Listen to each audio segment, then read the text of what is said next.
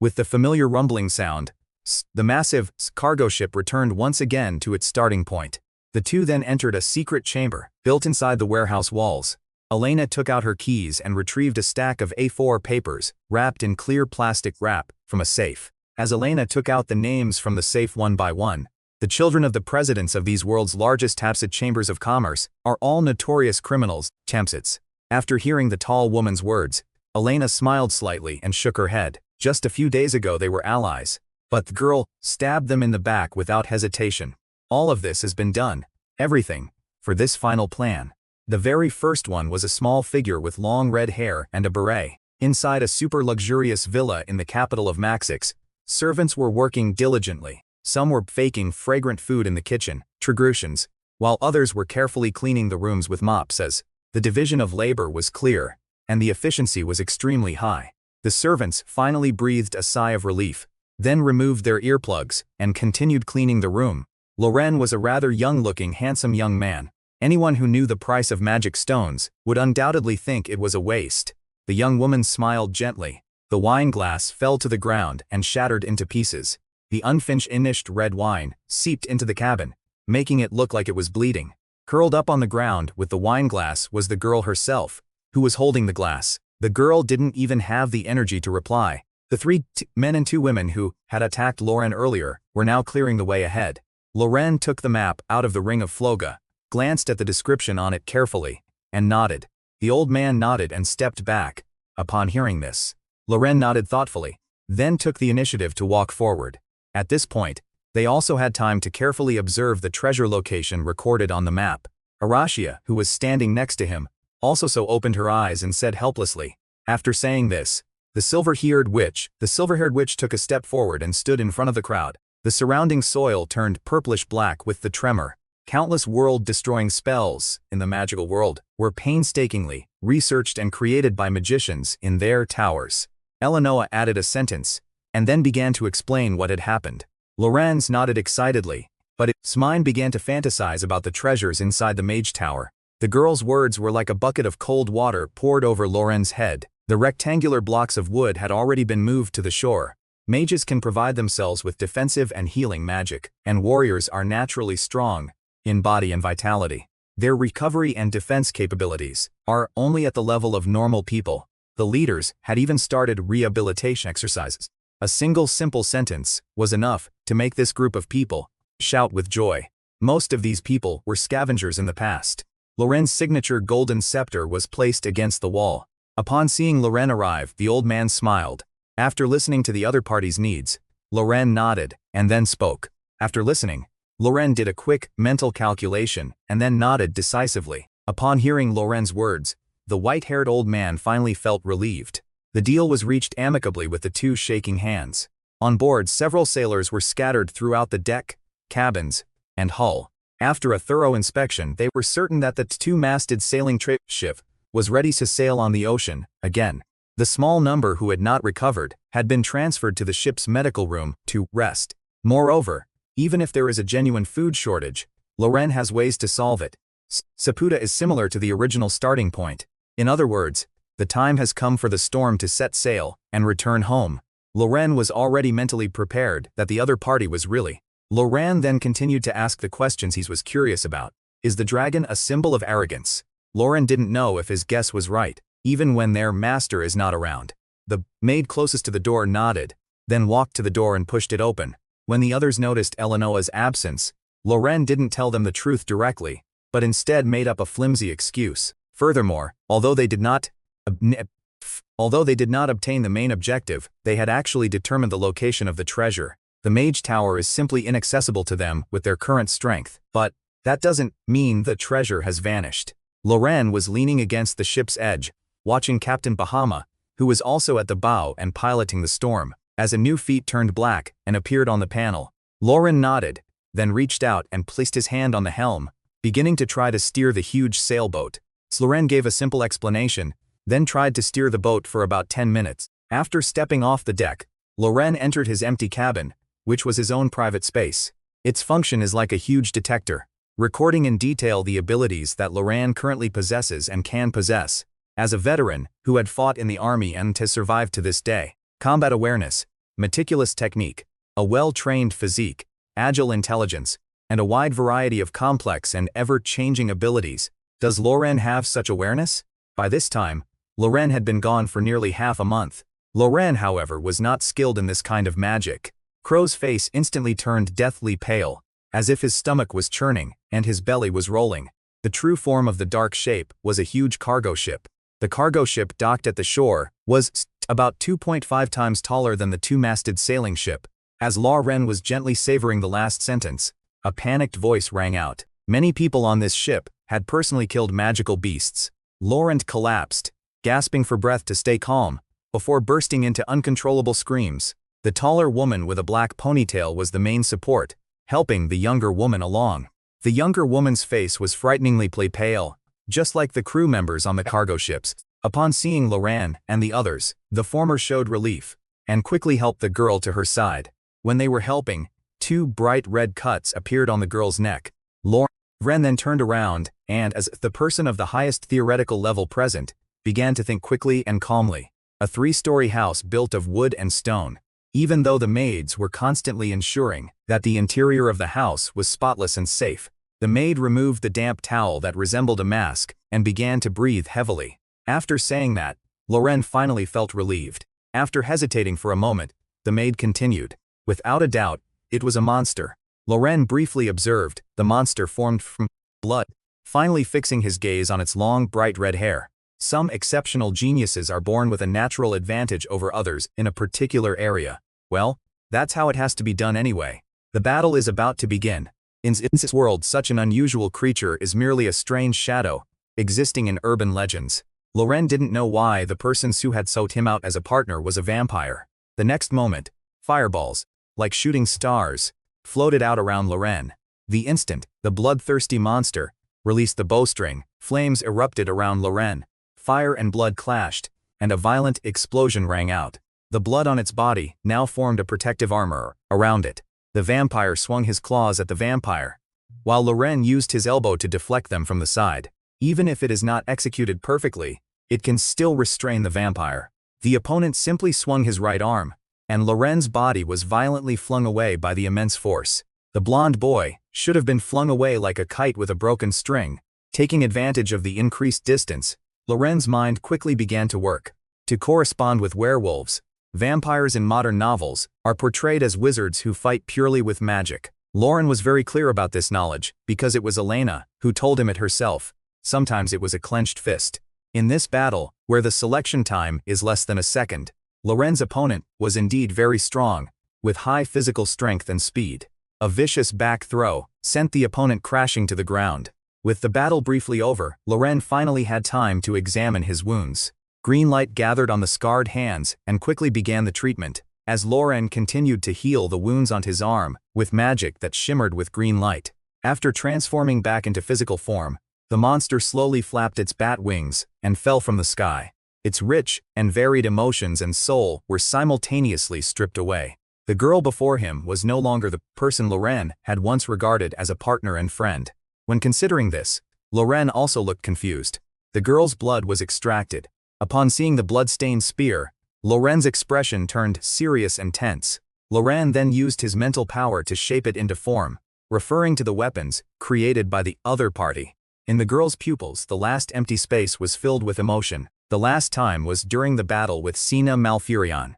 Refocusing on the battle once again, Loren began to recall the knowledge about vampires in his mind. Vampires are true blood sorcerers, as long as they have blood to manipulate.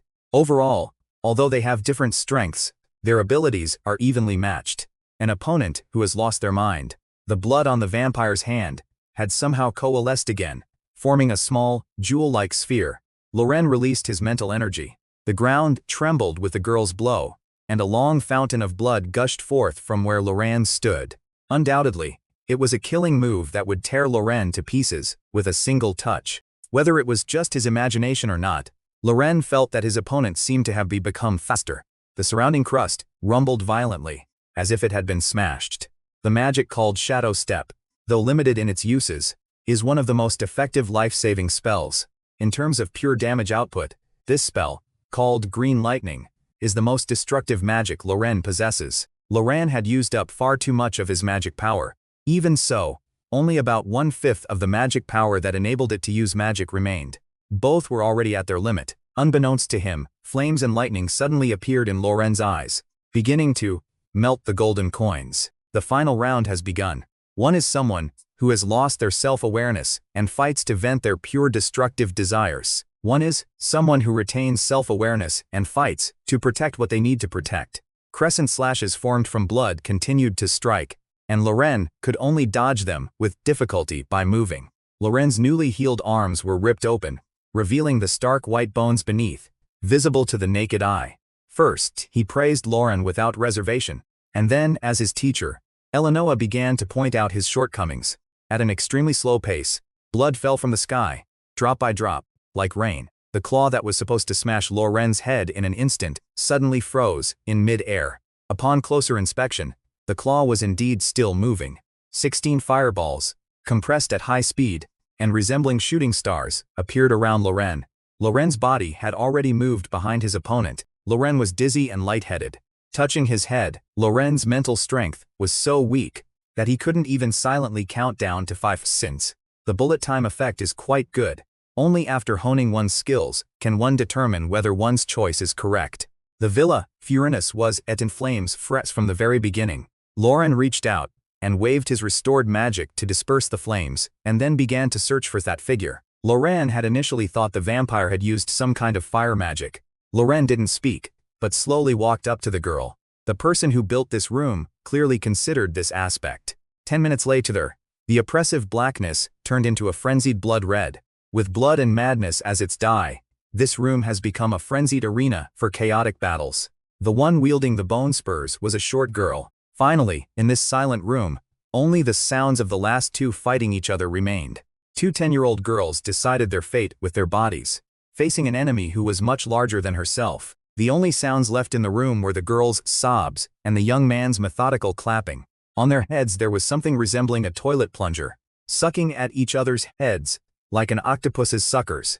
After saying this, Elena, who had finished adjusting the device, gently tapped it, causing a bright light to radiate outwards. When they wake up, they will probably wonder why they suddenly stopped when they were seriously navigating the cargo ship. The best way to ensure their safety is to disperse them from the eye of the storm. Loren stared blankly at Elena, and finally couldn't help but ask her the question. Upon hearing Loren's words, the black-haired girl did not stop what she was doing. She turned her head and looked at Loren seriously. Unfortunately, this house has just been reduced to rubble due to a battle between two people. Stuck.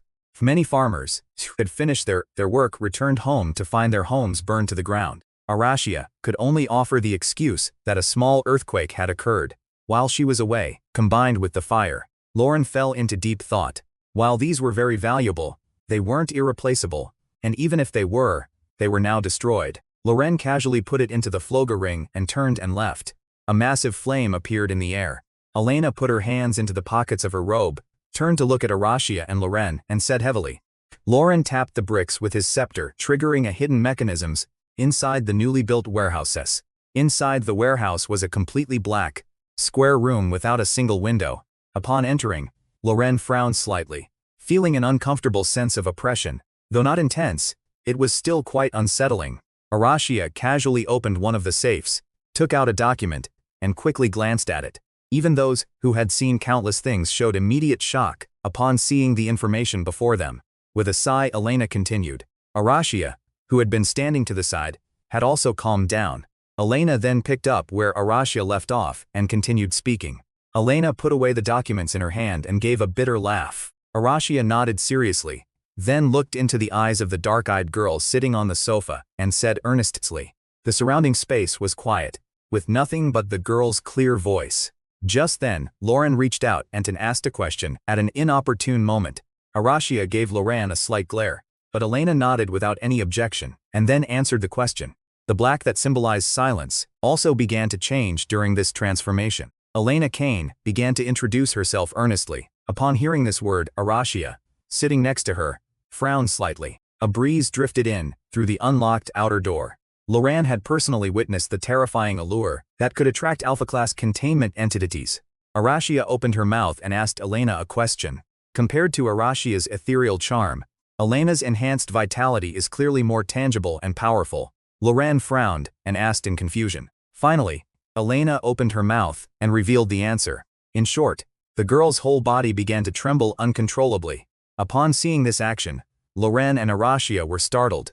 Upon hearing this topic, Arashia frowned and straightened up slightly. Elena took the initiative to finish what Arashia hadn't said clearly, then smiled gently and continued. The oceans and skies are teeming with magical beasts. Loren then used the power of containment devices, borrowed from the Empire, to control them. Arashia began to extract the knowledge she had learned from her mind, one by one, and started calculating the probabilities. The first problem was solved, and Elena rubbed her temples helplessly before continuing. Elena nodded seriously, pressed her upper and lower jaws together hard, and said in a low voice, through gritted teeth. Loren felt his voice trembling. Loren was merely a transmigrator who arrived in this world for unknown reasons.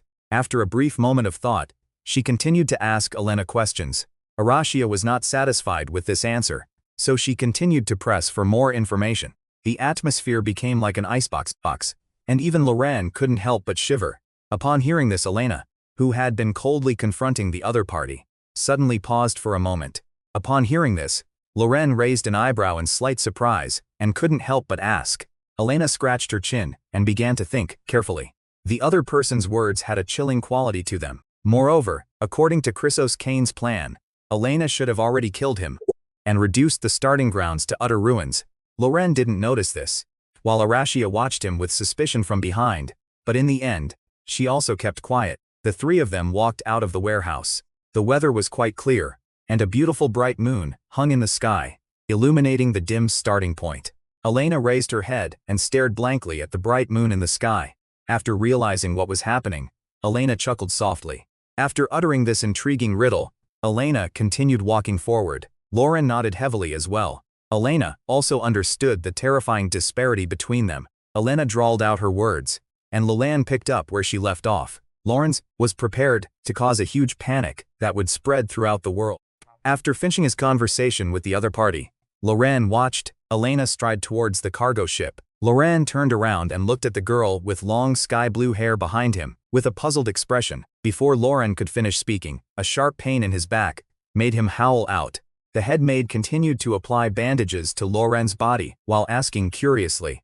A short-haired girl with black hair wearing a beret was sitting at a table. Upon hearing Loren's words, Elena raised an eyebrow, thoughtfully. Even setting aside everything he had heard before, this news alone was enough to shock Loren.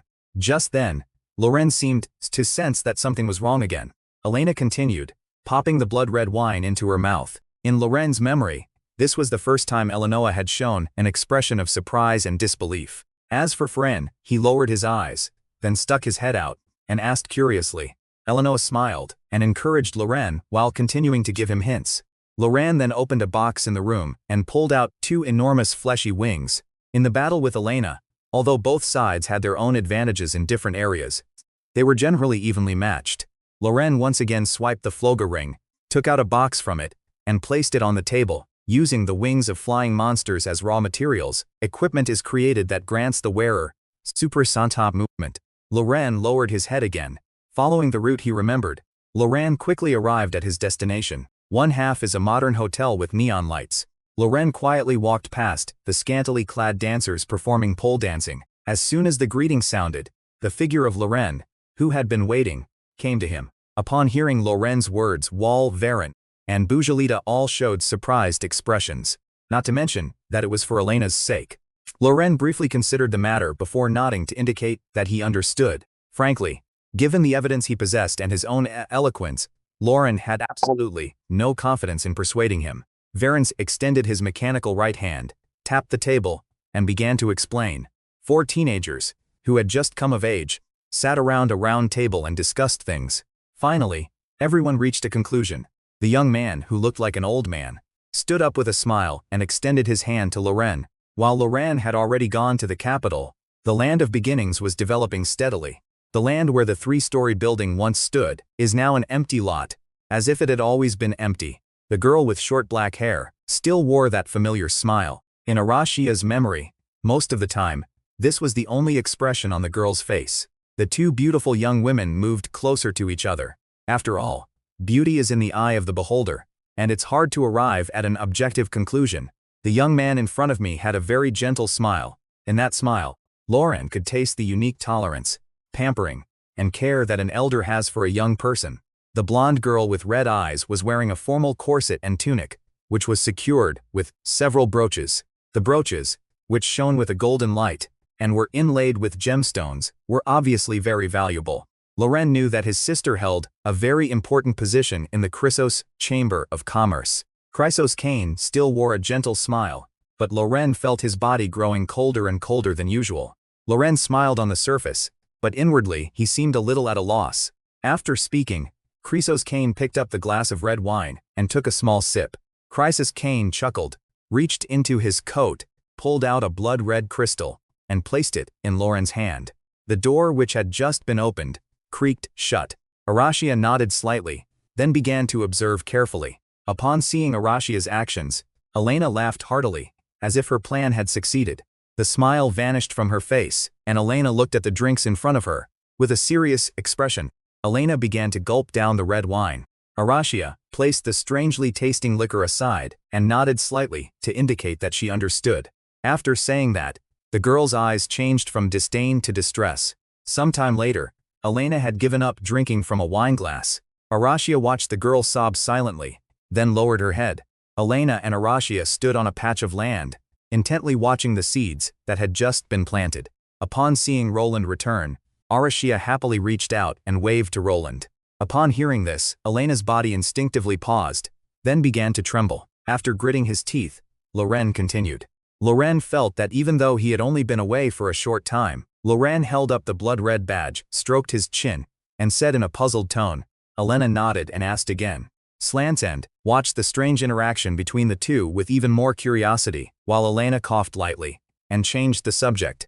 Elena rubbed her head, pulled the knowledge out of her mind, and began to analyze it carefully. The two girls huddled together, searching for knowledge, until a soft cough broke their reverie. Loren looked at Arashia and Elena, who were standing close together, and suddenly laughed happily. Loren was met with two violent coughs. Upon hearing Loren's words, Lottl looked at his younger brother in surprise. Lottl gulped down the precious tea like a cow, and then continued to ask questions. After understanding what his sister said, Loren rubbed his head helplessly and began to think about what to do next. Lottl looked at Loren with equal seriousness. Finding evidence is no easy task, especially when it involves the ultimate secrets hidden within the world's largest business guild. First, Obristo is an independent maritime city. In other words, only those of us with invitations are allowed to enter. A massive banquet would inevitably involve far greater forces, not to mention the powerful creatures created by the other side vampires. The blonde boy tossed the net aside and took steps at the same speed. Loren watched as the rabbit crashed into the wall. The colors are black and red, with a black bat embroidered in the middle, giving off an extremely eerie feeling. The faster fighter can end the fight before the opponent even has a chance to attack. Among the 5 major schools, cloaks, which do not require metal, are more inclined towards magic crafting than forging. In particular, since there is already an ordinary cloak, no additional fusion is needed. Only a few special materials need to be prepared. Loren's year of practice was not in vain, allowing him to successfully forge this excellent piece of equipment. The belt is silver-white, with a bright green jade at the head and tail. The witch's bag is a multi-functional, all-purpose belt with a variety of abilities. The most important reason why Loren chose this belt was its built-in storage space, similar to the ring of Floga. Moreover, if herbs were stored inside, even without knowledge of alchemy, this belt could quickly concoct potions with various effects. After adjusting the belt to ensure it fit properly, Loren then turned his attention to his last piece of equipment. The vivid white was as dazzling as an incandescent light bulb. Normally, most boots are designed for speed enhancement. The magical devices depicted on these 2 blueprints are exactly the equipment that Loren needs. After catching the rabbit and testing his new equipment, Loren hummed a satisfied tune and began his journey back. As each process, incomprehensible to the average person, was completed, the milled wheat emerged and fell into a basket. At this point, more than a dozen bags filled with grain were neatly arranged together. Crow happily continued to sort through the food in front of him.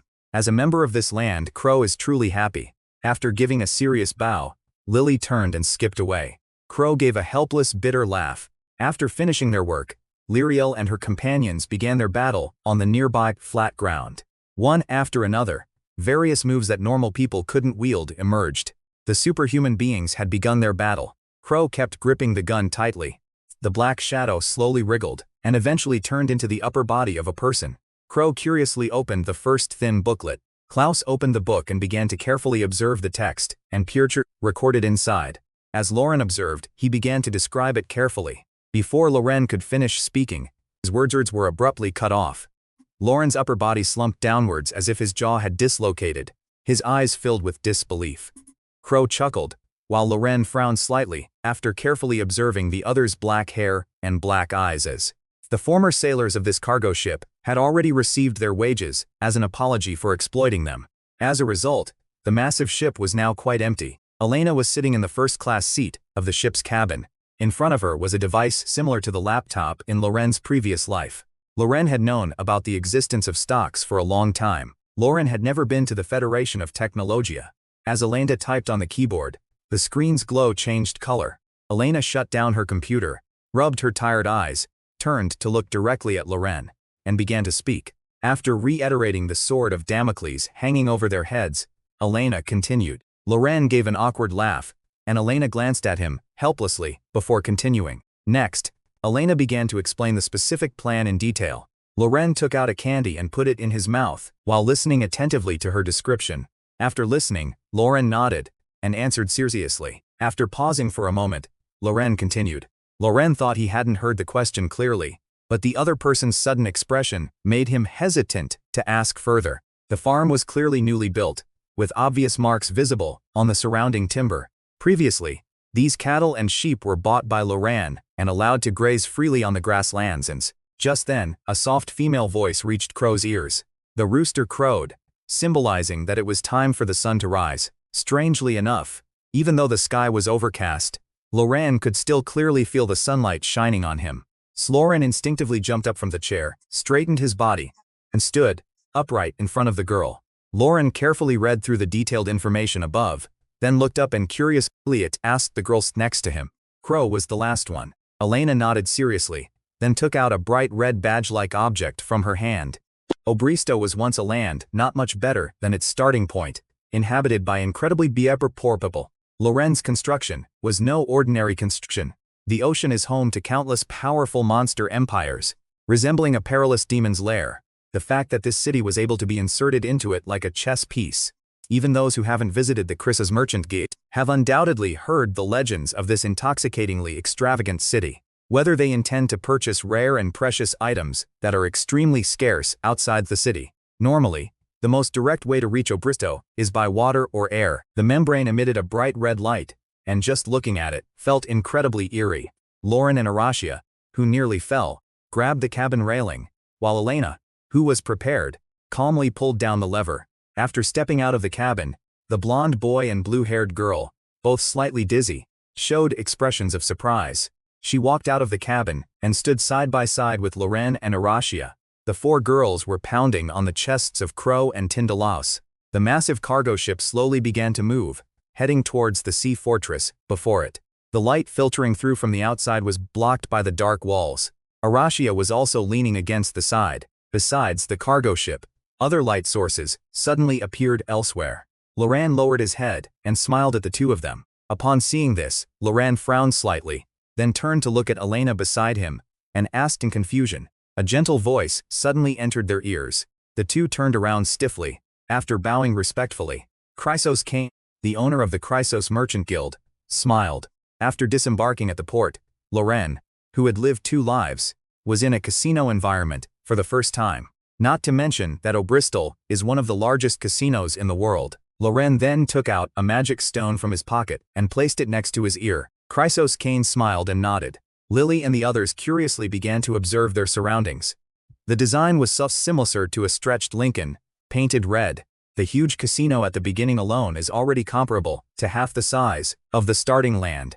In the entire Obristo, the casino's area is not even in the top 10. The city's main road is paved with bright red stone bricks. Loren leaned out of the car window and looked curiously at these bricks that looked ordinary. Loren had chosen this containment device precisely because he wanted to smelt something Chrysos Kane nodded slightly, then handed a map to Loren, and changed the subject by asking a question. Fans, air conditioning, refrigerators, and other facilities that should or shouldn't be found in a car can all be found. Chrysos Kane was very enthusiastic in explaining things from the side. Loren was speechless, with astonishment after seeing the equipment. Loren nodded thoughtfully and continued to examine the equipment. Whether they were experts or novice, they were all deeply moved by the sheer scale of the object before them. Even though he was just an ordinary young man, Loren felt as if he were facing a giant monster. The long-haired girl smiled gently and remained lying down. Yelena yawned, then sat up abruptly from the sofa, waved to the two of them, and left. Elena turned her head back and looked at her father. Elena maintained a calm yet tense gaze as she stared at him. Chrysos Kane sighed, then continued. An unexpected answer reached the girl's ears. Ignoring Elena's tightly clenched fists, the young man continued to speak with a smile. After saying this, the president of the world's largest chamber of commerce smiled again. Loren grabbed the other person's neck and began to seriously criticize him. Even Loren was genuinely embarrassed for him. The boy coughed to make himself look more serious, then walked over to Loren's side. Bujolita sighed helplessly, while Loren was stunned for a moment, then could only shake his head helplessly as well. Loren Flun stood by the railing, carefully observing the surroundings below with his green eyes. Turning around, a beautiful young woman in a black dress with long black hair appeared behind them at some point. She smiled and extended a hand to Loren. Loren reached out to stop the curious Bujolita and silently watched the mysterious black-haired girl. The black-haired girl was still smiling. Elena finally released the black-haired girl's hand that she had been holding. Loren let out a breath, then ignored the somewhat bewildered Bujolita, and quickly walked up to Elena. In particular, this is Obristo, one of the most vibrant cities in the world. In the center of the pure white room was a middle-aged man. Above the slab was a huge white instrument. Outside the room, next to the glass wall, was a drone flying in the air. As Velen approached, several men and women dressed in what Loren remembered as modern clothing shook their heads and left. Loren looked at them curiously, then turned to ask them a question. Upon hearing this, Loren fell into deep thought. The problem is that this is a world full of magic and supernatural abilities. Inside Shide there is only a huge round table, and 2 chairs placed at the head and foot of the table. On the table is a dazzling array of all kinds of food, each of which is quite exquisite. Some are displayed on the plate, like beautiful flowers, while others are as fresh as fish, swimming in water. The girl chuckled softly, and then changed the subject.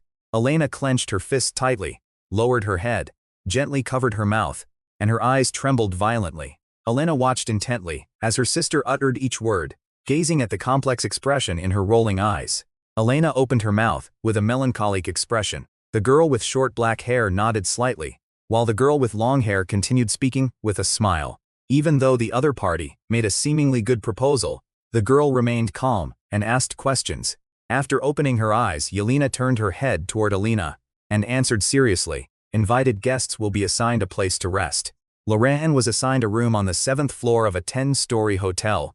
Loren nodded helplessly, then gently placed the VIP card in his hand on the door lock. In the center of the room is a fountain carved from white jade. After rubbing his head in exasperation, Loren continued exploring the bedroom where he was resting.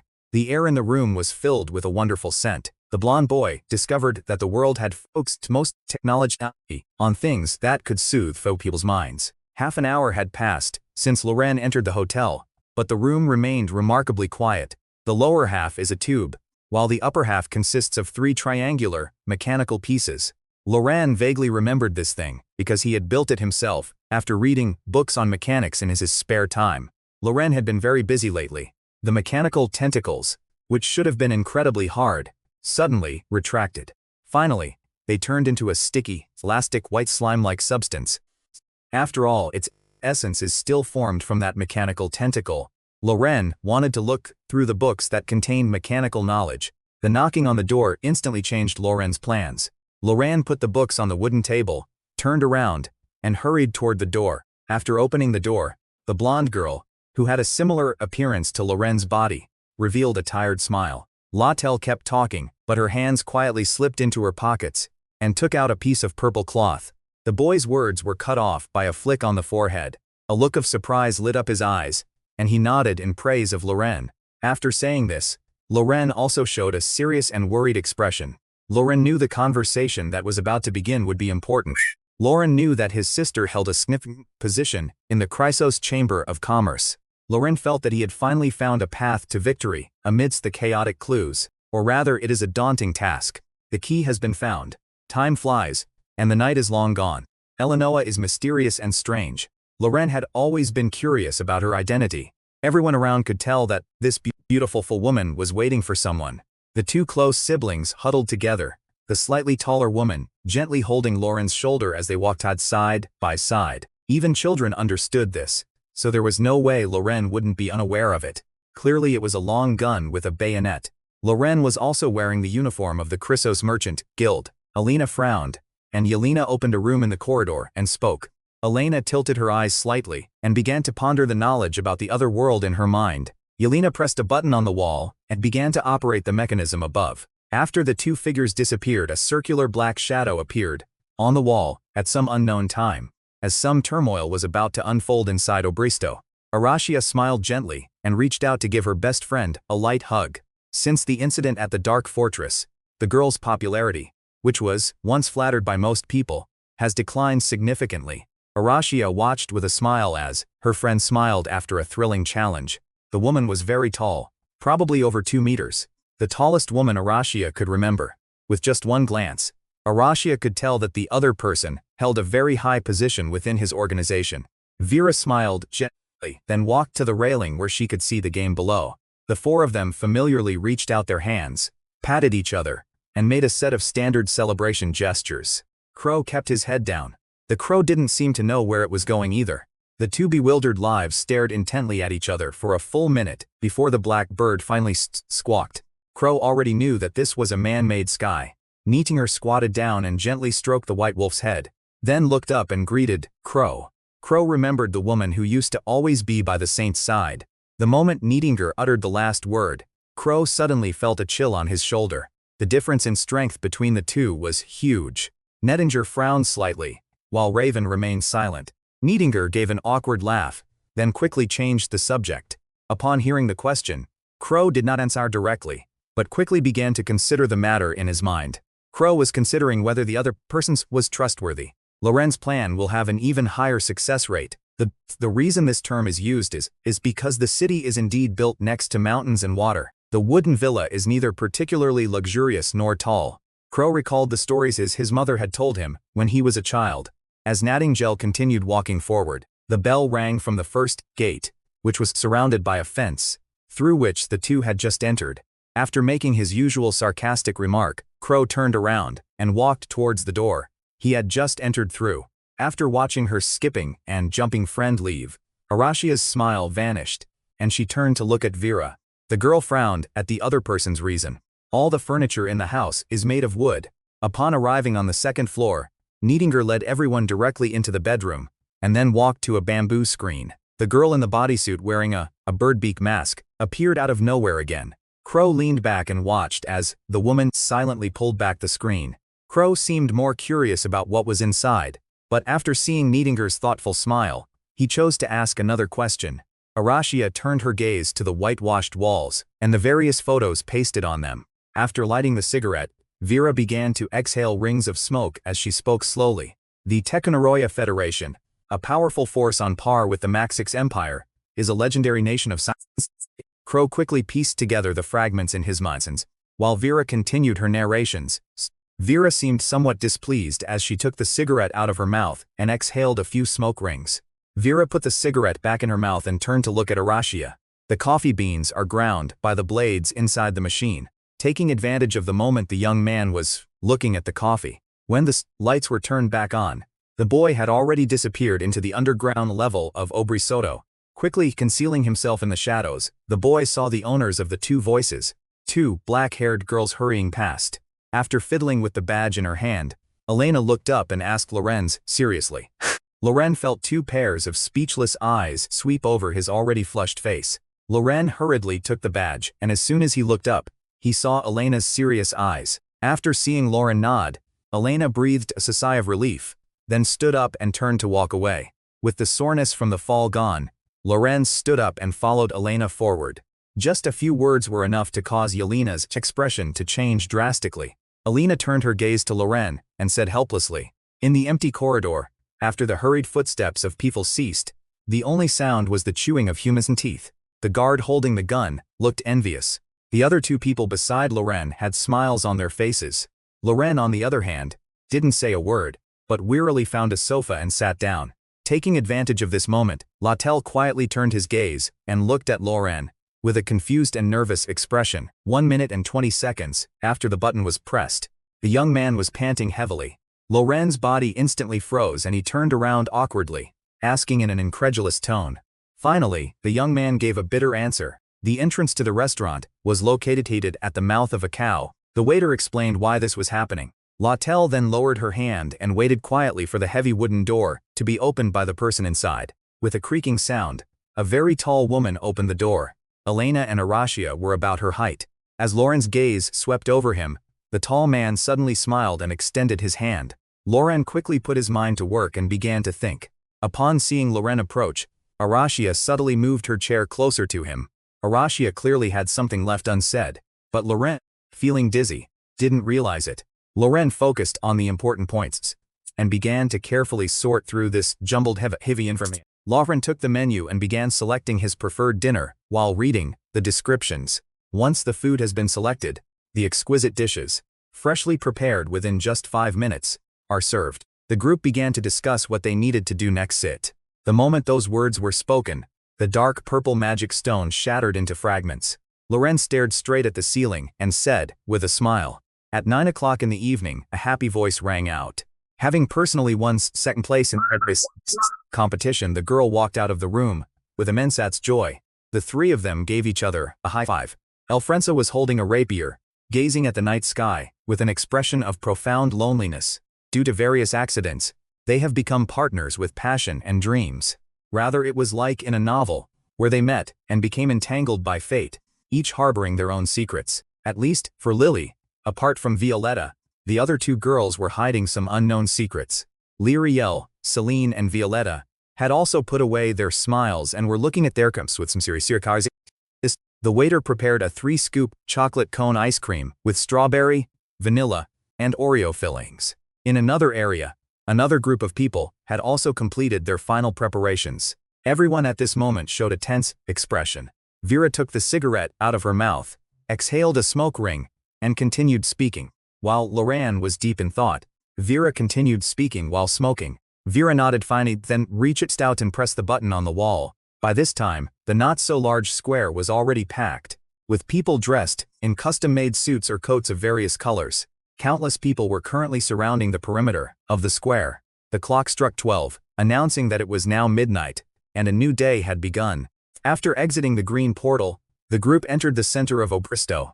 Vera seemed to have become more talkative, perhaps because of smoking. Moreover, the guards Elena deliberately avoided are not here. Their position made the three women in birdbeak masks seem like obstacles, preventing them from moving forward. Loren's mind raced, and he quickly found similar equipment in his memory. Loren had once participated in an auction held by the Chrysos Chamber of Commerce. Loren soon realized that he was wrong. Upon seeing these three figures, Elena bit her lip tightly, while Yelena looked surprised and exclaimed, "Pff." The number that can be confirmed as candidature is at least in the double digits.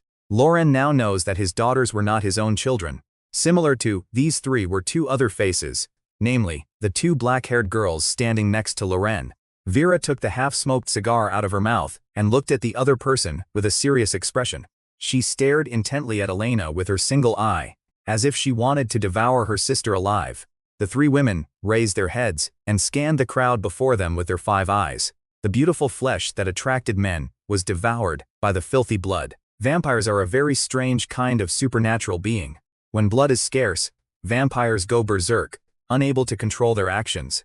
Elena smiled slightly, then extended her left hand, releasing light to knock down the blood-red darts. The opponent was incredibly fast, even faster than Elena, who had fought Loren at that time.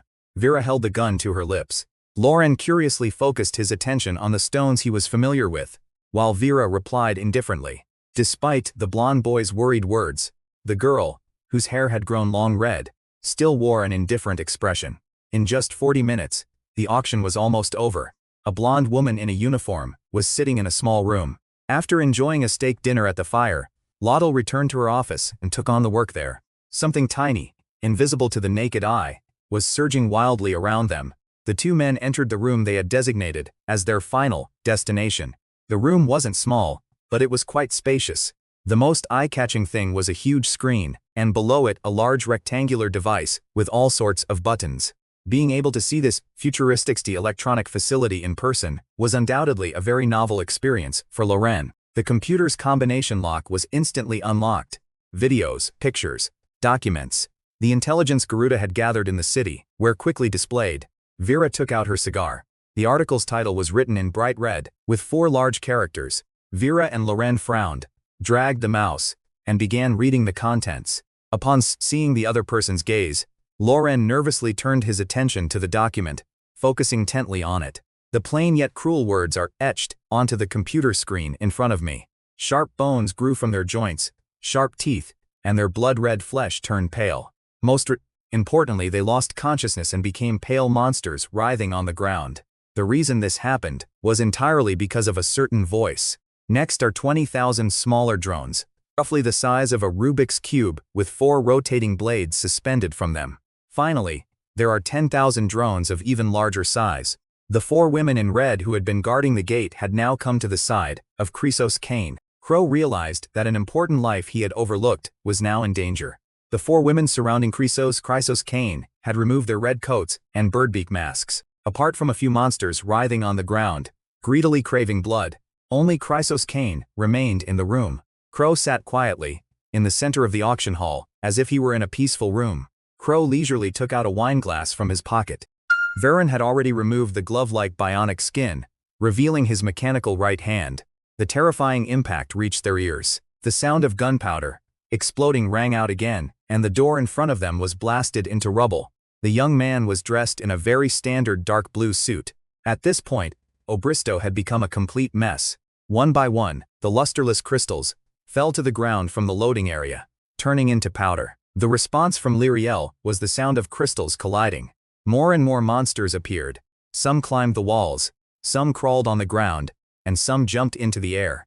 The door was not particularly sturdy. Loren walked to her side. Unnecessary files were deleted, and necessary information was retrieved one by one. At the center of the drawing is a color photograph, next to which is written dense text describing the photograph. Vera looked up at the title on the drawing. Don't forget that although drones are constantly spreading a terrifying plague in the city, their primary function, surveillance, is still in operation. Loren stared in astonishment at the horrific scene on the ground. Loren vaguely remembered that when he appeared near the city 2 days ago, the fortress's defensive capabilities are beyond question. The decks were equipped with massive. On the other side, ships were also emerging from the fog. Sorrent noticed that these ships were grouped together with different colors. Normally, even the world's richest business guild, Chrysos, is still just a business guild. With a deafening clang, the seawater around Obristo, the massive fortress, was cleaved open. Within this dividing line, a separate tectonic plate appeared on this vast ocean. Yelena seemed to have something else to say. A few blood slaves were only accidentally brought to the face of the young man's smile by chance. The sharp bones that were growing continuously became longer and more crystalline as the blood flowed into its body. Such a huge bow was not made of any precious or extraordinary materials. As if in response to Chrysos Kane's words, the surrounding drones continued to buzz. The cigar that had just fallen to the ground had gone out. At this point, the assimilation and engulfment of these nanomachines had reached a level visible to the naked eye. Are they rebuilding the cities? The drone's work was completed quickly. The silver walls, originally made of metal, have been transformed into a massive demon cave, forged from blood-red stone. The corridors, once filled with the aura of metal, have become like a medieval castle. The staircase that once led upstairs has now become a long, narrow corridor, leading to rooms on the ground floor. Vera let out a soft snort, nodded in satisfaction, and then kicked open the computer room door with a vengeance. Durgenth Soman was a legendary figure, worthy of being called a legendary warrior. Every detail seems to proclaim that this centenarian has completely departed. One is lying on soft bedding. Loren chose the latter, without hesitation. Loren's actions were, in a sense, a one-time gamble, even more foolish than throwing an egg against a rock. just like the phenomenon caused when Obristo was swallowed by the spatial rift. The roar of the city that rang out again made Loren look up. The effects of the earthquake continued to spread. The once prominent luxurious building has vanished, replaced by a scarlet, patterned circular platform. The city trembled violently once more as the spatial rift was opened. Loren gripped his bow tightly, ensuring he was in peak condition. The artificial sky was slowly torn apart. The jade bow, now surrounded by bright red tentacled hands, exuded an extremely ferocious aura. Everyone in this city, no, everyone on this continent, was watching this scene at this very moment. All people could hear was the sound of arrows piercing the air. The only light left in the sky was the eerie glow emitted by the blood-red sun. Elena frowned, feeling the surging power within her, and asked in confusion, "The starry night created by drones has vanished." Coupled with the nanobots that were devouring the city like locusts, the city had fallen into its most dangerous moment. The second floor of this ice cream shop is equipped with a very high-end air purification system. An hour before the disaster began, Loren was a little confused, while Eleanor chuckled and continued. Eleanor's voice remained remarkably calm. Upon hearing the question, Loren began to seriously consider the topic. Loren took 3 deep breaths to calm himself down. Before the other person could say anything, Loren interrupted and took over the conversation. Loren nodded and then spoke. The white werewolf, which was much larger than before, was now crouching weakly on the ground. The gray-haired girl was startled. Loren's goal was that stage, the stage from which the sun-devouring arrow was shot. The blonde boy looked up in alarm. The decaying youth still smiled. A silver-haired woman appeared between the two of them at some point. Loren quickly got up and continued running. Loren curiously focused his gaze on the woman the silver-haired girl was holding, and then on the silver-haired woman herself. Eleanor didn't look at the vampire, even though it was her daughter. Pointing the long slender scythe at the open sky, Lyriel stared at the heavens in astonishment. The medicine they carried protected them from the toxins in the city for an extended period. In Stewar, faced with this zombie city, filled with blood slaves, this group became one of the people in need of assistance.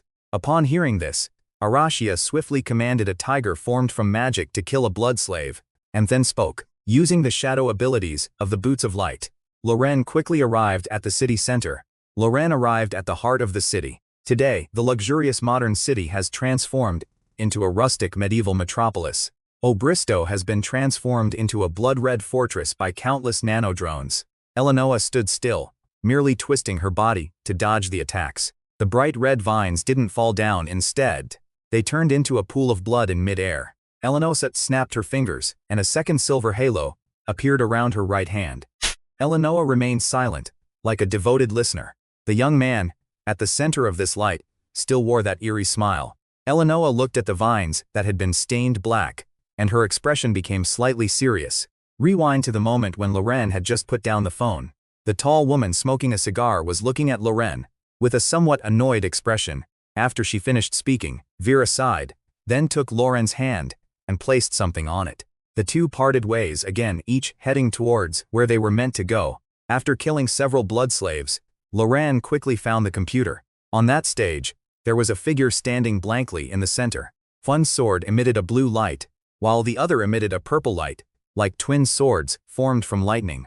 After investing the accumulated points, the specific information about this mysterious containment entity was revealed to Loren.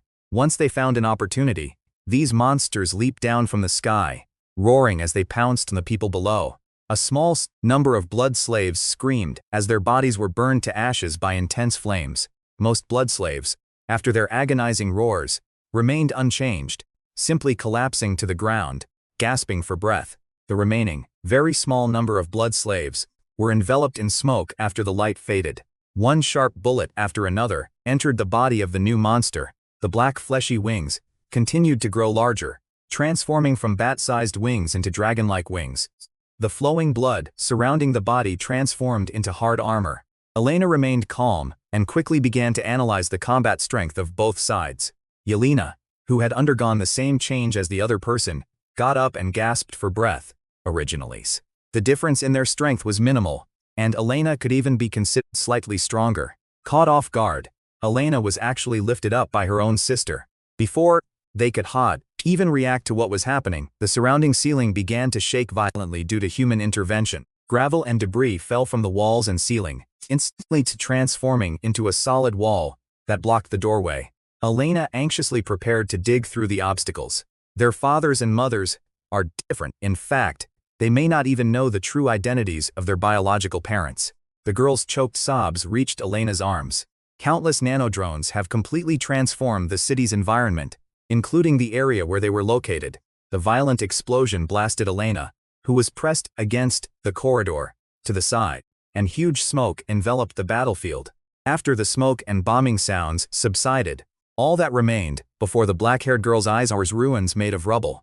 Elena just stared blankly at it, her whole body swaying involuntarily. Slowly but firmly, they walked forward.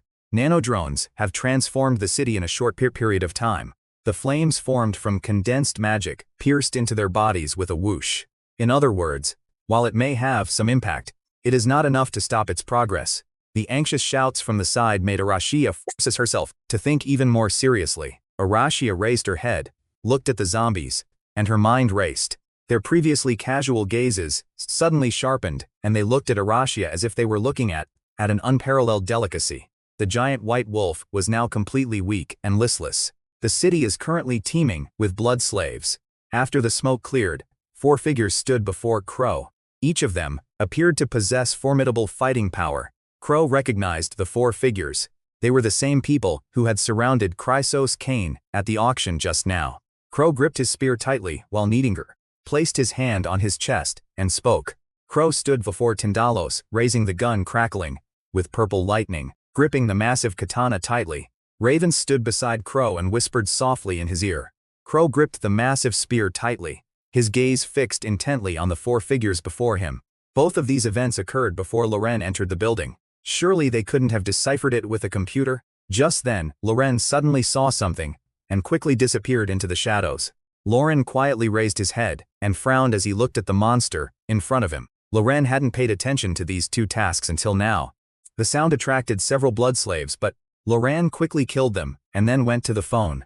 In the air, the silver light and the blood-red vines began to clash. After blinking again, Eleanor saw a blood-red face. Historically, there are countless examples of mages using terrain advantages to defeat stronger opponents. Within minutes, Eleanor had figured out the true intentions behind the other party's actions. As these words were spoken, a buzzing sound, like locusts entering the country, rang out again. Elena was walking alone down the street. The battlefield has been set up, and all of Elena's plans have collapsed due to a series of unexpected events. Lottl was in a small room, constantly banging on the table. The room was securely chained shut with a magical lock. The leather-clad youth in front of them was bombarding the opponent with all sorts of heavy weapons. Vera stared at the other person for a full 3 seconds before suddenly laughing. Upon seeing that figure, Vera smiled helplessly, then turned her gaze back to Lyriel and said seriously. The white werewolf understood its master's meanings and let out a long howl. The vampire who was closing in on Crow suddenly froze in mid-air as if he had been forcibly controlled.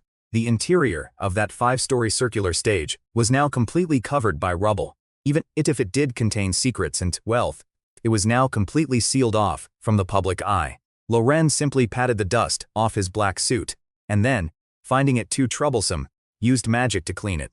In other words, the only thing that will stop me from continuing to explore the building is these Loren moved the stones aside. Loren then reached out his hand. Arash used healing magic to heal the wound on her finger, smiled, and then sat down to her left. Recalling a year that wasn't too long ago, Arashia smiled happily. Arashia's voice was very gentle. Elena stared at the chaotic sun and spoke thoughtfully. Elena closed her eyes briefly, then opened them again and spoke. The exhaust fumes left behind by these things could be seen in the sky. As a result, he possessed very little combat experience, arguably even less than that of trained Buke people like Loren. The two are absolute opposites. An angry glint appeared in Eleanor's beautiful emerald eyes, while the young man calmly raised his hand. One glance is enough to tell that each of those devices is a terrifying weapon. The young man's smiling voice was instantly drowned out by the violent roar. As if pulling a trigger, 36 missiles were launched from the lead pad. With a huge roar, each missile is a weapon of war, capable of destroying most of the area where it originates. At the same time, with a creaking sound, brand new missiles were loaded onto the launch pad again. Eleanor sighed. then began to deal with the massive amount of weapons. Loren and Tindalos were struggling to explore the ruins of the building. The basement seemed to have been well protected. As Loren smashed open the wall of the first room, the surrounding walls collapsed, revealing what was inside. In the center, surrounded by a large amount of coins and gold, stood a huge computer. After all, Tindalos was just a wolf. Loren then moved his nose to sniff the surrounding air and began to move his body. As several pieces of rubble fell, a section of the ladder came loose.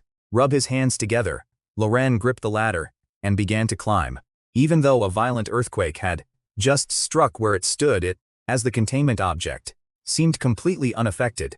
Loren took out the phone he had just acquired and turned it on again. After a beeping sound, a special interface appeared on the phone, like a special customized service function. Each containment entity has its own rules, and if these rules can be discovered, its powerful abilities can be utilized.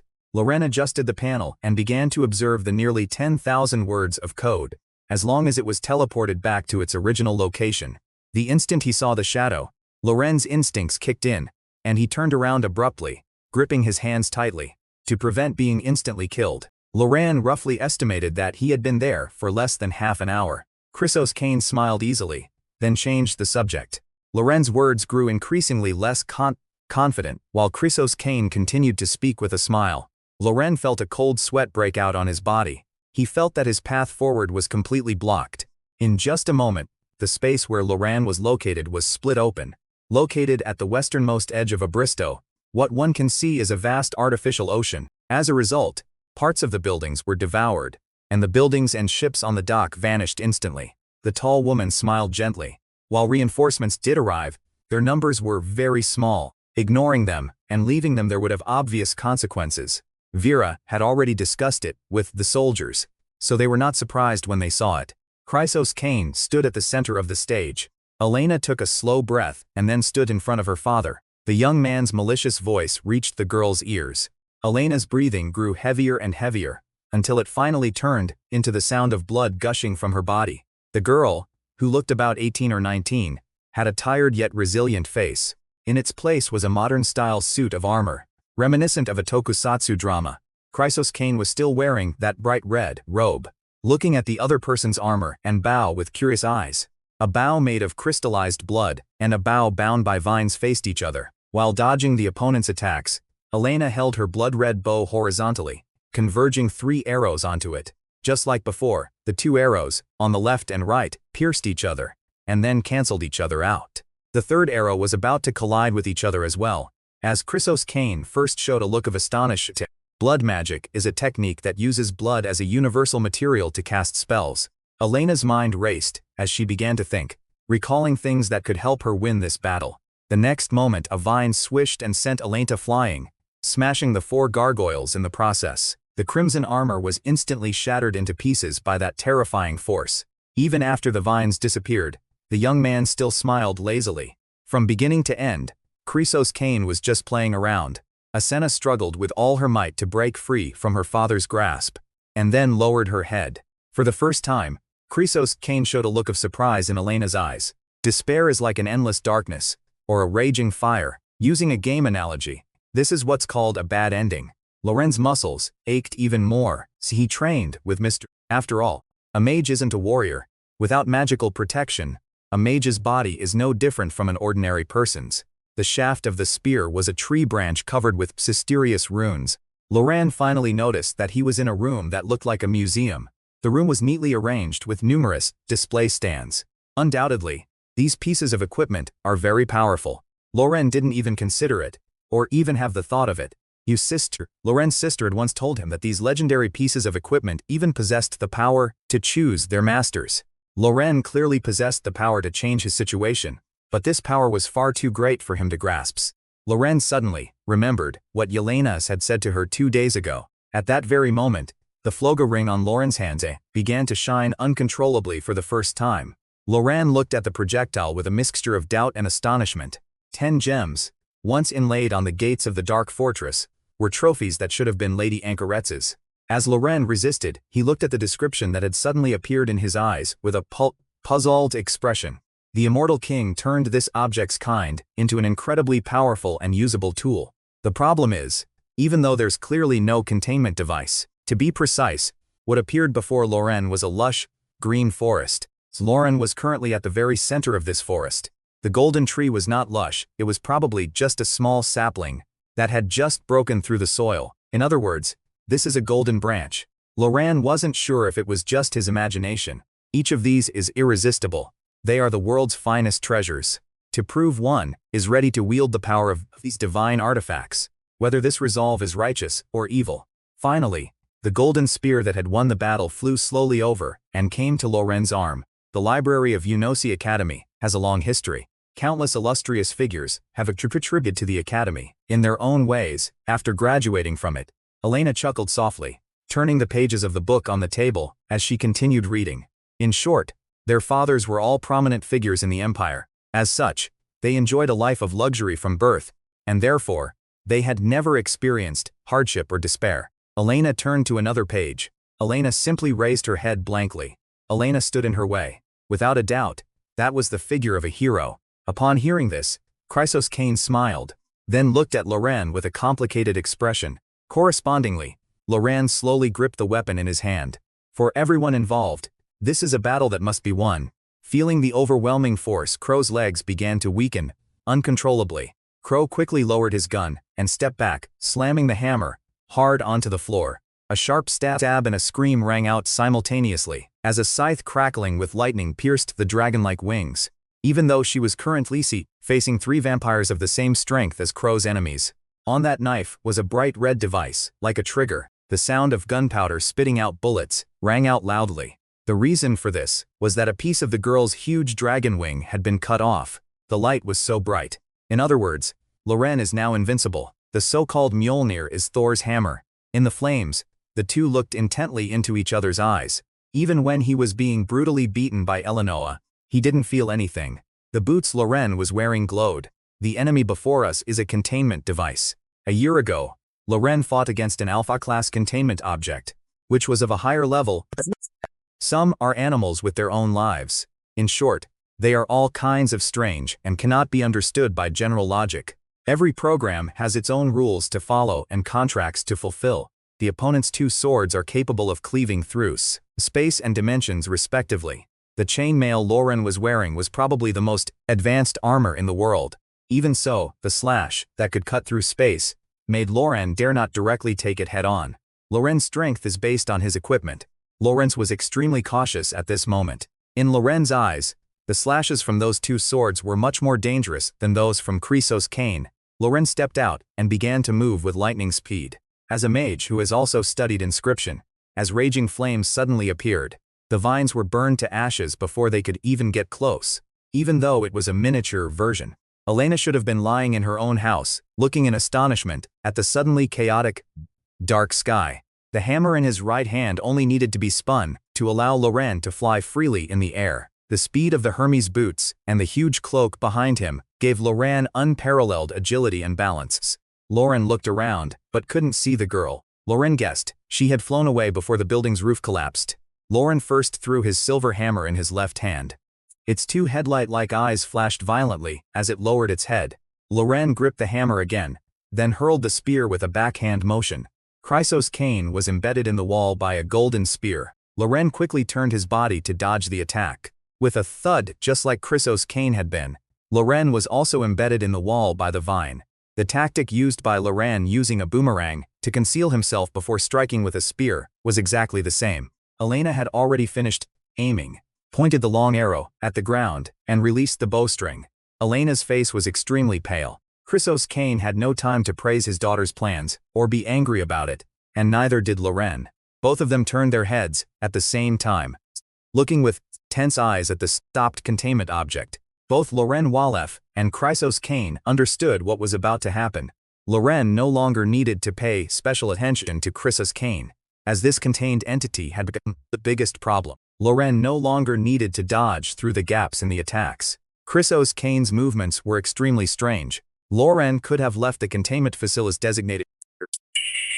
Saran was certain that Chrysos Kane would not allow her to fire that arrow again. The slashes, which had begun to decrease in frequency, once again spread throughout the area. Loren then turned his attention back to the battle. Loren realized that, just like the space being devoured by the previous slash, after splitting the ground, it turned into a huge portal with immense gravity, slowly devouring everything around it. The form of the attack was exactly the same as the previous portal that devoured the fire giant. Upon hearing the voice, Loren was taken aback for a moment, then laughed happily. Eleanor gripped the spatial slash tightly with her jade-like hand. Eleanor's whole body tensed up, and she looked at the two of them with extremely nervous eyes. Eleanor never looked at the young man who was the culprit. Throughout, her gaze remained tenderly fixed on Loren. Before Loren, Elena, and Chrysos Kane could even process what was happening, they felt their bodies contorting uncontrollably.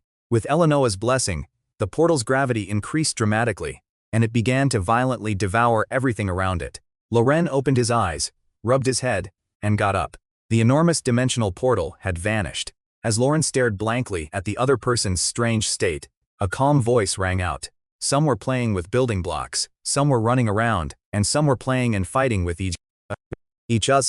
For children, enjoying happiness is a very simple thing. Compared to number 9, number 7 was a genuine little beauty. The red-haired girl gently held the hand of the woman, who was much larger than herself, and said softly, "Inside this small 500-square-meter room, the originally black walls were now stained with foul-smelling blood. The floor was littered with pungent excrement, proof of the ferocity of the battle. The hero's smile on the cover was stained with blood, which looked extremely ironic. The girl had no conscious thought to say anything. Elena wiped number 7's face with a cloth, then reached out and grabbed the other person's chin. The girl with short black hair was lying on a recliner. The girl seemed to have just woken up from a dream. The two had already sat down at the table. After hesitating for a moment, Yelena continued to ask. Upon hearing this, thought of the cults that had recently become famous on the streets. Elena simply continued, eating her meal, offering a silent response to the question. Both of them ate quickly, and soon only some leftover sauce remained on their plates. Apart from that, there were no other expressions on that face. One day, after receiving an invitation from her father, Elena quickly arrived at the laboratory using the interfloor access system. The bright red gemstone, after being polished by a master jeweler, had become an exquisitely crafted red stone.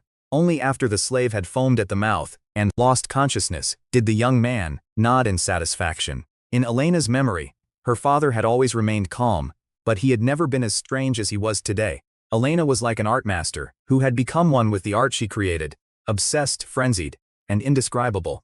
After glancing at himself indifferently, the other person uttered a statement that was enough to shock the world. Without saying a word, Elena quickly left the laboratory and closed the door. The hallway was radiated with heating. Even though it was painful and frightening, it did not waver. All it takes is a tiny key to instantly detonate it all. Loren turned his head and focused his gaze on his greatest enemy. Loren finally saw what Chrysos Kane truly looked like now.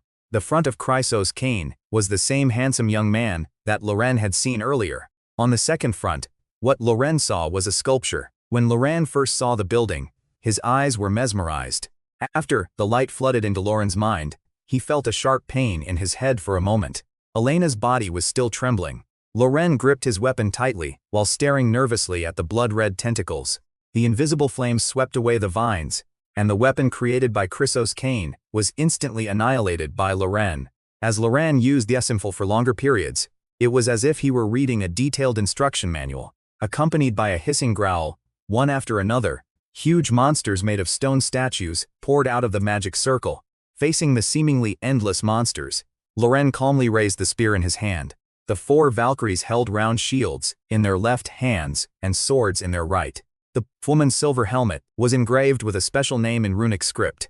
The gargoyle opened its purple eyes and began a slow, hard-crushing motion forward. With both of them raising their arms, a one-on-one fight instantly turned into a brawl. The Valkyries drew their swords and charged forward with their leader. The bowstring was drawn, and dozens of arrows fell from the sky. With a rumbling sound, the leading giant monster turned into stones scattered all over the ground. The violent wind made even Loren, the divine steed, let out a mournful sigh and collapsed as well. She used the great sword, stuck in the ground to support her body, raised her head, and laboriously glanced at Loren. The power of this sculpture is the strongest among the enemies that Loren has encountered and must defeat.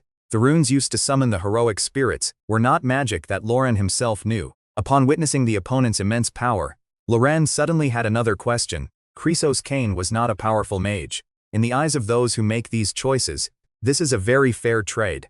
In other words, blood and power are equivalent in exchange. The problem is that blood is not unlimited. After firing the arrows that instantly killed the Valkyries, Chrysos Cain did not continue his attack on Loren. Loren's dedication to art also gave him insight into the unique styles of this era. Two small icons appear on the left and right sides respectively. The left icon is a shiny gold coin of a Pikachu. The monster sewer that merged its body with that of another has now become a true symbol of sins. The young man before us has finally evolved into the ultimate boss of this disaster. Loren had already noticed this was strange during his previous fight with Chrysos Cain. Loren was not a magician. Loren held his golden spear horizontally in front of him in a defensive stance. A massive amount of lightning power gathered on the hammer and then struck Chrysos Cain head-on. Crimson blood condensed in front of him, forming a shield that blocked Loren's thunderous lightning. An arrow even more powerful than the one that had instantly killed 10 Valkyries was fired by the youth. Faced with a massive attack of vines, Loren knew he couldn't dodge them as easily as he had last time. Loren extended his left hand, causing Athena's shield of Aegis to appear. Gold coins rained down from the ceiling. But Loren had no time to collect the treasure. Loren looked heroic and dashing, making him look like a king stepping onto the battlefield.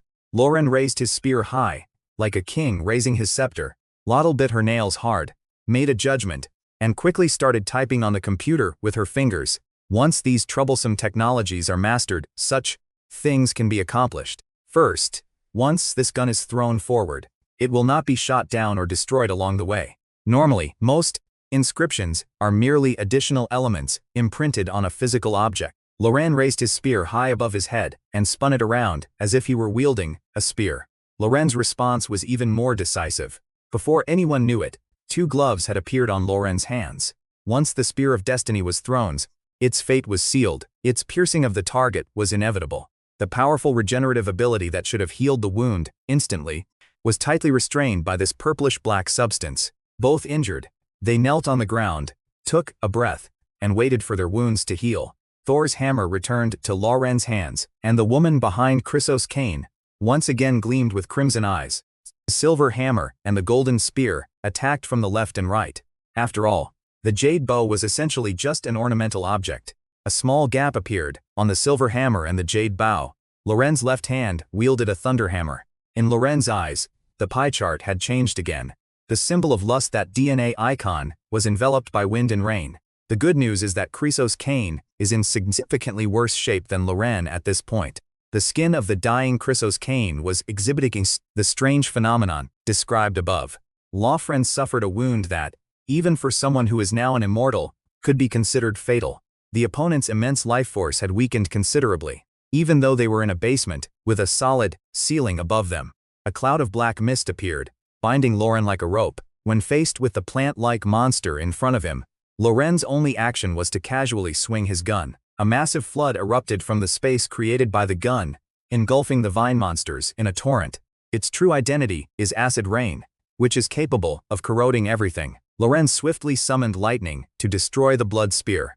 The crimson stone, brought from the dark fortress and embedded in the bow, finally began to shine. Ares' cloak instantly burned away, forming a shield of flames that surrounded Loren. Loren viciously pulled the arrow from his shoulder, then summoned a raging storm of ice to slam into Chrysos Cain.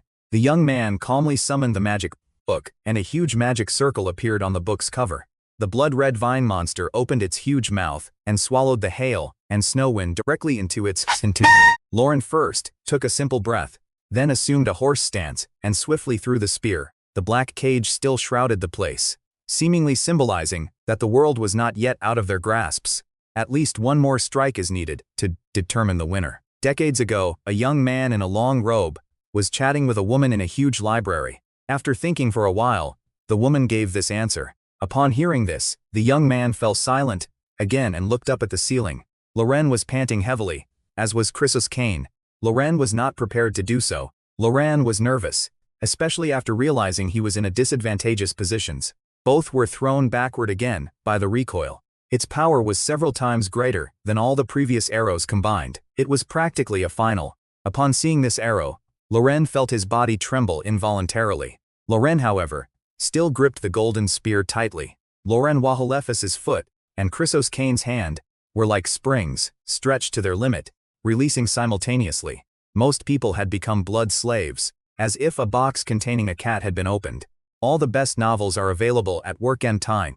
The once solid walls and ceiling were riddled with holes, lava erupting from an underwater volcano and scorching the area. Scattered across the ground were fragments of various objects. Yet, they had been reduced to worthless debris like trash. The reason for this tragic situation is that someone just gambled on these divine weapons and launched a perfect attack. Elena's right arm was even more severely damaged. The scenes on display here is already in such a terrible state, and the other side is no less dire. The beautiful white jade sculpture, worthy of being displayed in a museum, was now mercilessly smashed to the ground. The person who collapsed to the ground, unconscious, won through their awareness. Feeling dizzy and lightheaded, Lorenz suddenly felt a pillow under his head, which made him feel much more comfortable. Loren felt his brain had lost control of his hands. Lorenz was so excited that he could even hear the sound of his own blood flowing, even though Loren didn't think the other person was this type of girl. After a long silence, the girl with long red hair broke it. The girl, in a low voice, slowly recounted everything she had experienced to Loren. The girl's words reminded Loren of those prisoners who had served 2 or 3 decades in prison. Elena nodded heavily, seemingly agreeing with the statement. Unaware that the boy had suddenly changed her tone, Loren knew he couldn't come up with any profound philosophical quotes, so he was just expressing his words.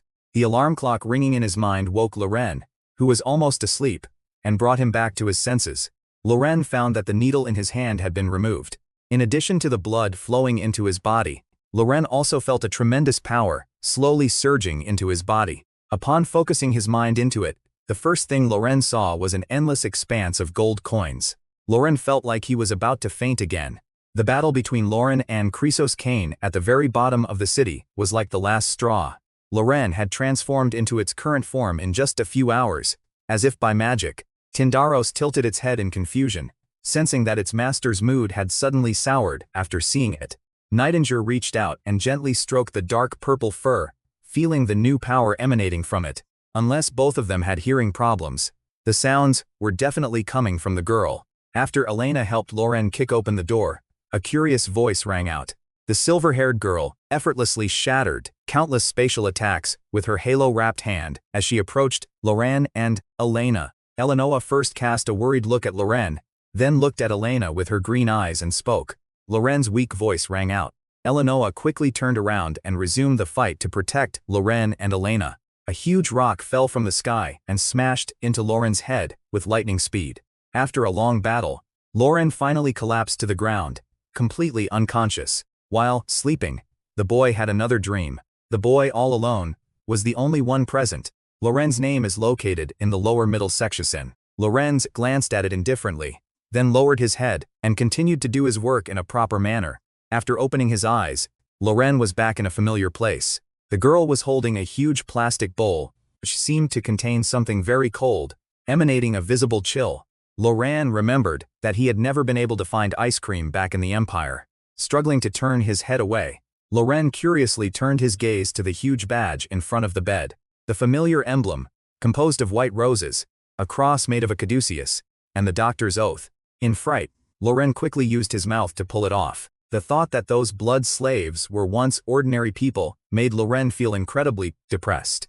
Eleanor reached out and patted Loren's head, her gentle voice continuing to reach her ears. Upon hearing Eleanor's voice, Loren turned his head and looked out the window at the sky. A huge ship was moving slowly, seemingly part of a convoy, escorting the cargo ship through the dangerous open ocean. The sun in the sky was still shrouded in red and black mist. A massive bloodbath that could have shaken the entire world was finally brought to an end before it could spread. The person who made this possible simply looked at the scene and smiled gently. Elena sighed, then walked step by step to the railing of the cargo ship. Elena sighed helplessly, then offered her suggestion. After a brief rant, Yelena continued. Elena simply smiled and then took a bottle of water out of her pocket. Upon seeing this familiar figure, Loren looked up and greeted him happily. Virifer stubbed out her cigarette and threw it into the trash can, then smiled and looked at Loren. Vera took out the documents that she had somehow produced, glanced at them quickly, and then changed the subject. The gentle gaze that had been observing Loren suddenly turned, as sharp as a blade. Loren lowered his head and pondered for a moment, then asked again. Loren recalled the paper Wall had written, as well as some further information Elena had given him. The two of them simultaneously looked up and stared at the ceiling. Vera took off her military cap, then squatted down in front of the white-haired girl and said with a smile, "The city is called Port Elven. In the Maxix Empire, this city is one of the few that sits right on the coast. After arriving in Obristo for 3 full days, they were incredibly lucky to have survived the disaster. After so many events, they are finally free." Loren, meanwhile, was looking at his now-grown arm, and said with deep emotion. Loren suddenly felt like he had just made a move on a chess piece. The familiar tall, white-haired woman, wearing a military overcoat, a military cap, and white stockings, was leaning against the mast. Loren raised his head and stared at the figure until it disappeared from his sight. Loren proudly displayed his empty right arm to the three of them, as if it were a king's medal. Feeling somewhat tired, Loren decided it was time to return to the medical room and get some rest. Only after his sister finally opened up did Loren have the time to ask. After saying goodbye to his sister, Loren turned around and went back to his room. A familiar voice startled Loren, who was lying flat on the bed, and made him open his eyes. A girl with long hair in 3 different colors appeared before Loren. After several long days and consequences that could impact the world, Loren was finally ready to return home. After buying a train ticket at Elwyn Harbor, Loren prepared to return to the starting point. After the people on board were finally rescued, the ship theoretically belonged to Elena. Whilst Loren was astonished by the other party's generosity, the red-haired girl simply touched her hair and said happily. After dealing with the cargo ship, Loren prepared to embark on his journey home. During this time, Klaue silently held Tinderos, who had turned into a puppy, by Loren's side, as if they had been prepared in advance. During the time Loren was still on the cargo ship, today the city has sown its 3rd batch of seeds in the fields, awaiting germination and harvest. Newly established ranches are helping the land accumulate meat, thus is increasing the residents' food reserves. The Black Forest adjacent to the territory has become a wild forest. The bandages had been removed from the boy's body. Loren nodded in understanding, while Elena had already opened the first letter and begun reading its contents. Loren nodded, first flipping the already roasted mushrooms over, then continued to ask. Elena opened the other letter and quickly scanned it with her eyes. Loren remembered the woman who had always stood behind Elena. Loren looked at the red-haired girl with a slight nervousness. Loren knew he could understand whatever choice the other party made. After a long silence, Elena finally took action. After standing up from the rock, the red-haired girl continued. The red-haired girl nodded, then changed the subject. Elena, who was ready, quickly stretched out her hands. After struggling to open his eyes, Loren saw the familiar yet worried look in his maid's eyes. As Belle explained and made the bed, Loren also stood up, scanning his body with half-asleep eyes.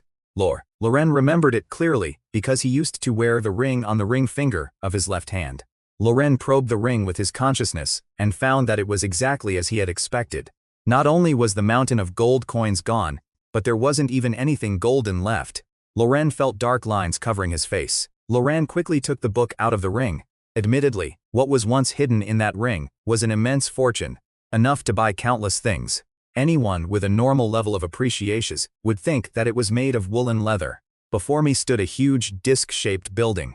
The disc is over 1 kilometer in diameter. Once inside the building, countless uniformed employees were running around anxiously, clutching documents.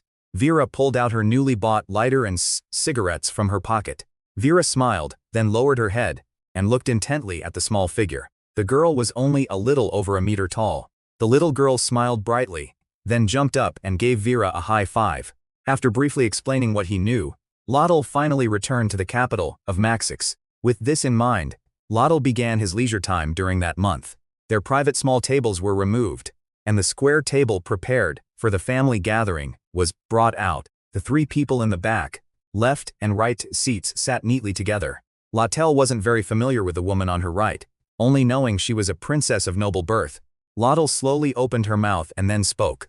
After a pause, Vesta continued. Vesta patted Lottl's arm, then stood up and left the restaurant. As before, only Lottl was left in the restaurant.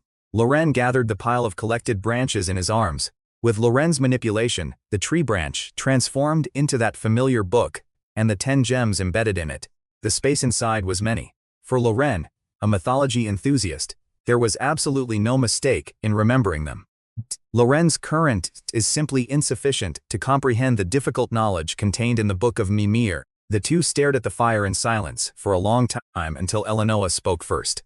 Loren was the leader of this land, and his will is the will of this land. Loren initially thought it was just a joke. Loren suddenly realized how foolish he had been. Even if it was just a thought, Loren was already ashamed of his ungrateful behavior. Eleanor had risen from beside the campfire, seemingly preparing to leave, humming an unknown, beautiful song.